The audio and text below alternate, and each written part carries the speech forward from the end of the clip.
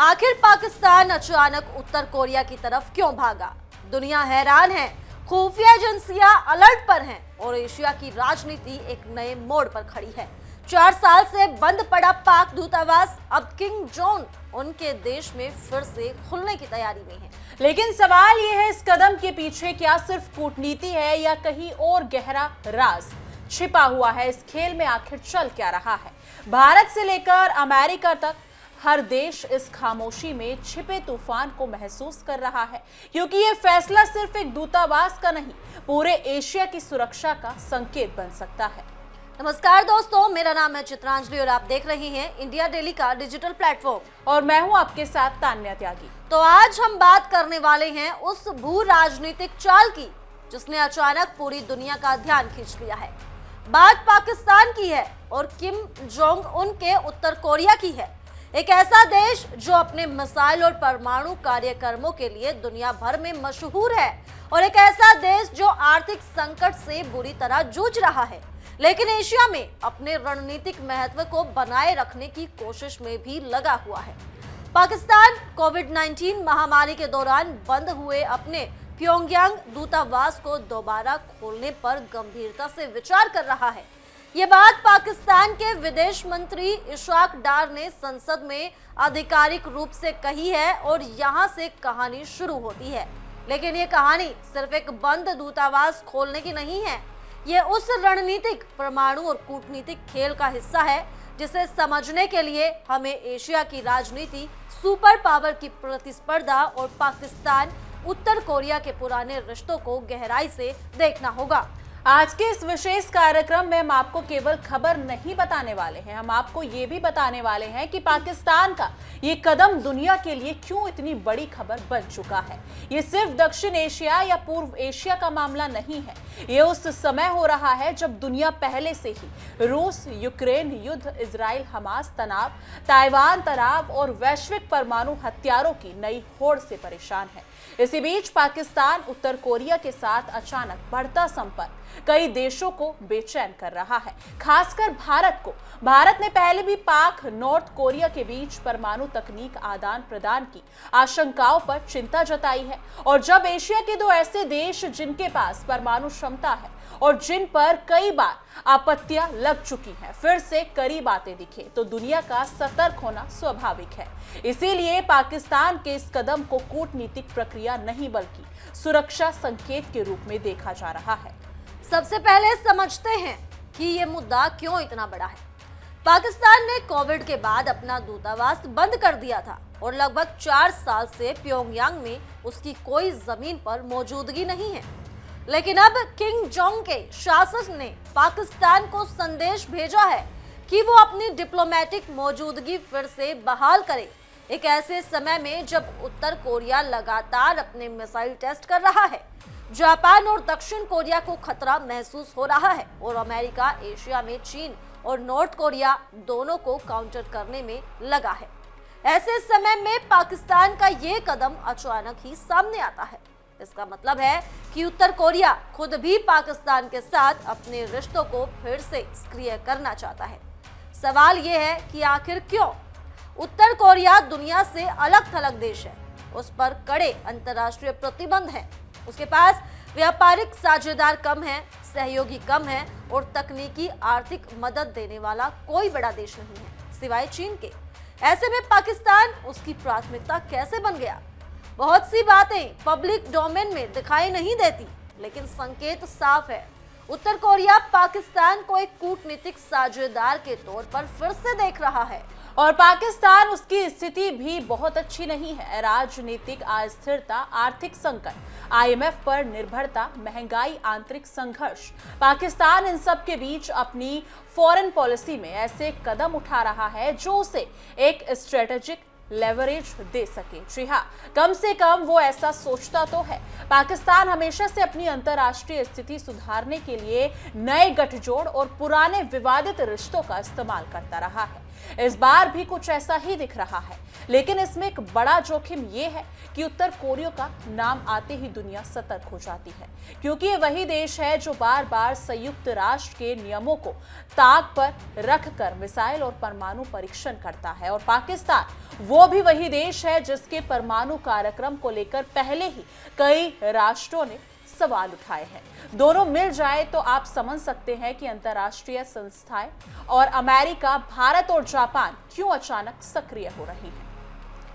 दोस्तों, पाकिस्तान और उत्तर कोरिया का रिश्ता नया नहीं है। ये साल 1990 और 2000 के दौर से चला आ रहा है, जब पाकिस्तानी वैज्ञानिक डॉक्टर AQ खान का नाम विश्व भर में छाया हुआ था। उन पर आरोप था कि उन्होंने परमाणु तकनीक का एक गुप्त नेटवर्क चलाया और इसमें ईरान, लीबिया और उत्तर कोरिया शामिल थे। उत्तर कोरिया को लंबे समय तक अपनी मिसाइल क्षमता को विकसित करने के लिए बाहरी वैज्ञानिक और तकनीकी मदद की जरूरत थी, और विश्लेषकों का मानना है कि पाकिस्तान के साथ उसके गुप्त सैन्य तकनीकी संबंध उसी समय मजबूत हुए।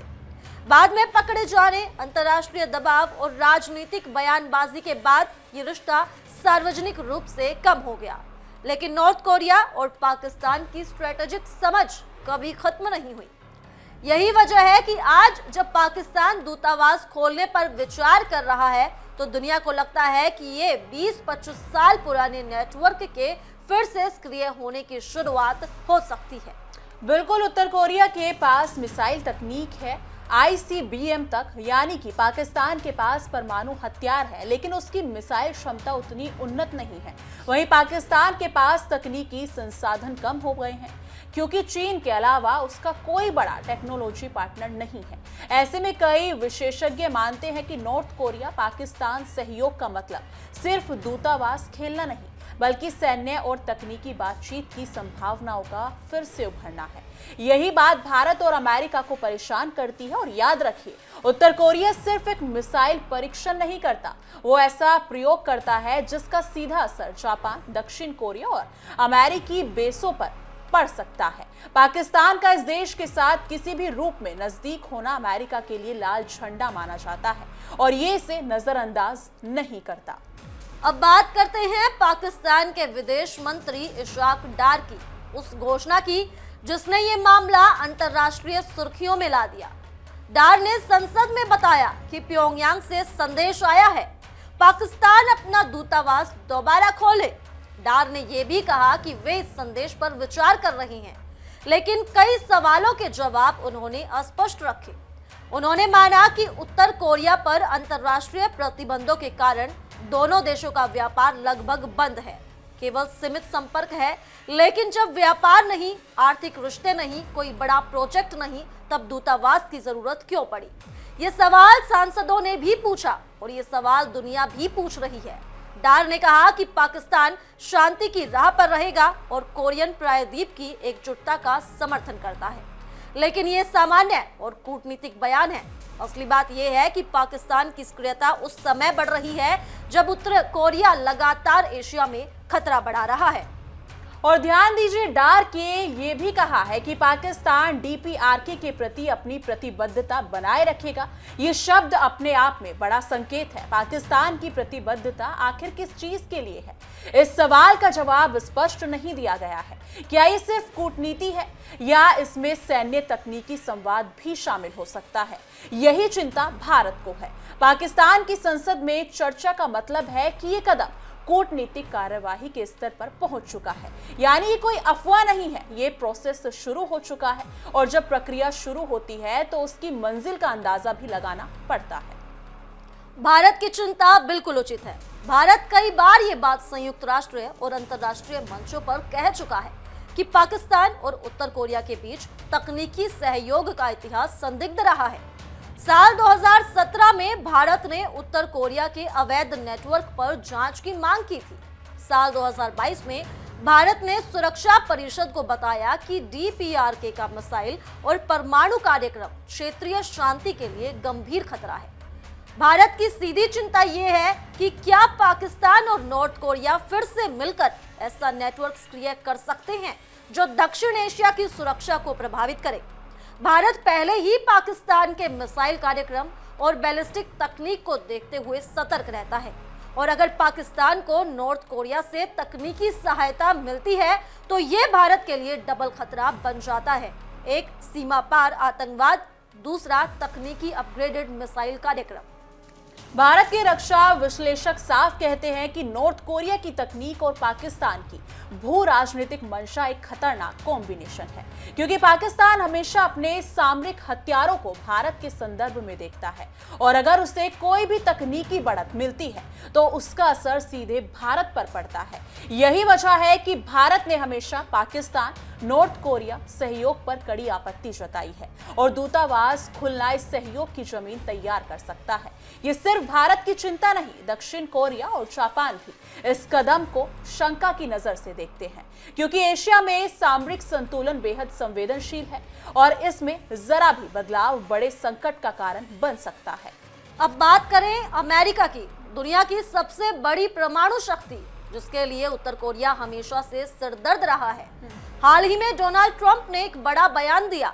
उन्होंने कहा कि कई देश परमाणु हथियारों का परीक्षण कर रहे हैं और इनमें पाकिस्तान और चीन भी शामिल हैं।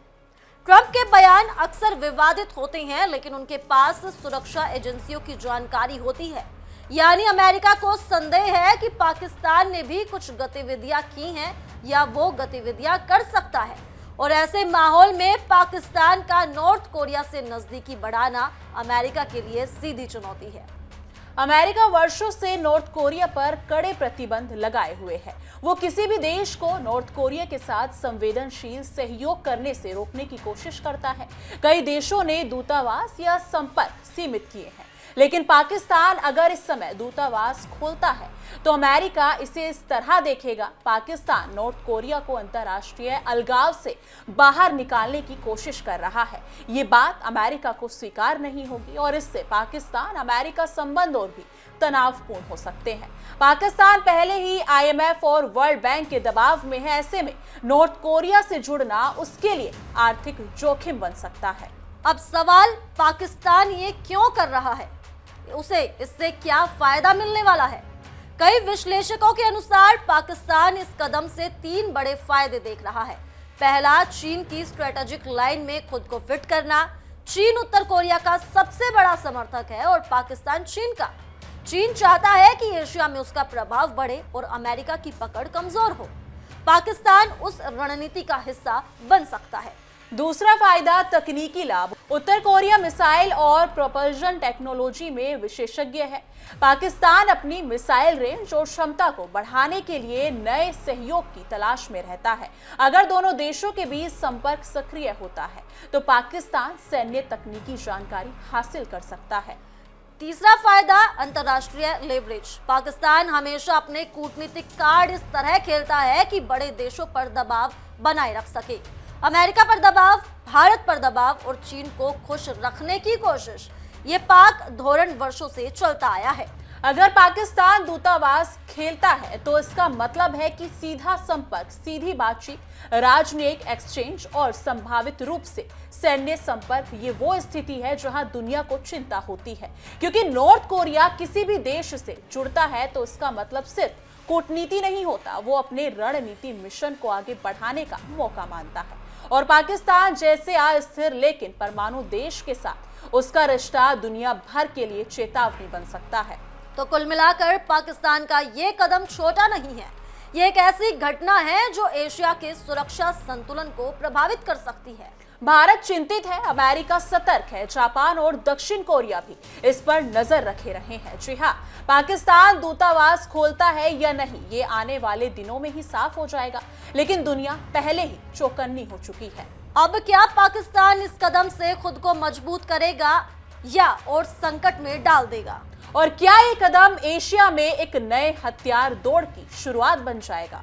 फिलहाल ये सवाल खुले हैं और इनके जवाब आने वाले महीनों में सामने आएंगे। फिलहाल के लिए हमारी इस रिपोर्ट में सिर्फ इतना ही, लेकिन देश दुनिया से जुड़ी तमाम खबरों के लिए जुड़े रहिए इंडिया डेली के डिजिटल प्लेटफॉर्म के साथ और देखते रहिए हमारा खास शो तहकीकात, हर खबर की तह तक।